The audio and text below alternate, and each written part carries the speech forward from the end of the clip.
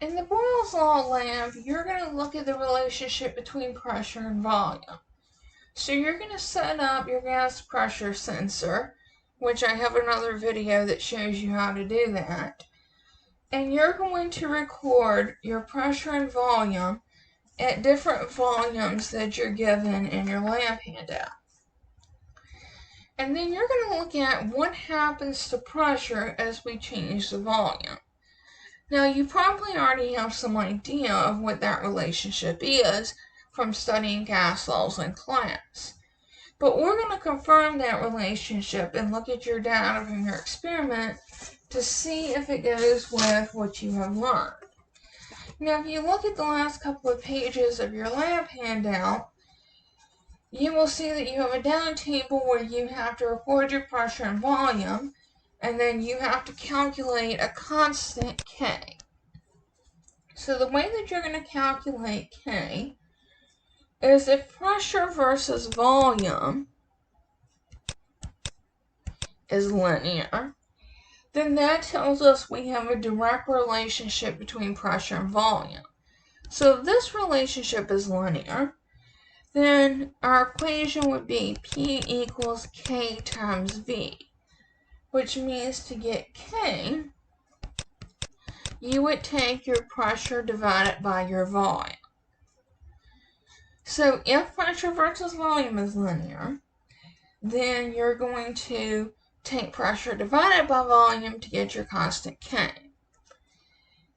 If there's an inverse relationship, meaning you have to do pressure versus 1 over volume in order to get a linear relationship, that means these two are inverse, so P is equal to K over V, which means in order to determine K, when we rearrange this algebraically, we would take P times V.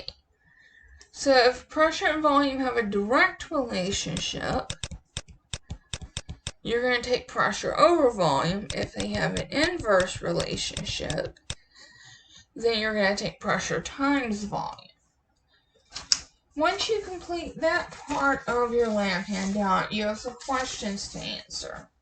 So you're going to determine whether that relationship is direct or inverse, and then you're going to determine if you double, halve, or triple the volume, what happens to the pressure.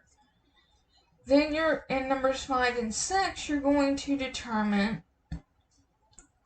if you had different volumes based on your data, what would the pressure be? For number 7, you're going to determine what experimental parameters are assumed to be constant in this experiment. So the parameters that we look at for a gas, if you think back to your video on the gas laws, we look at pressure, volume, temperature,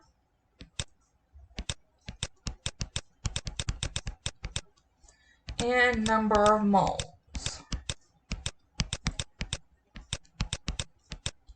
So which two are we varying here, and which two are we keeping constant? So that's what you're going to need to determine. Then you're going to calculate an average value for K. You're going to write an equation representing Boyle's law, and then a verbal statement expressing Boyle's law.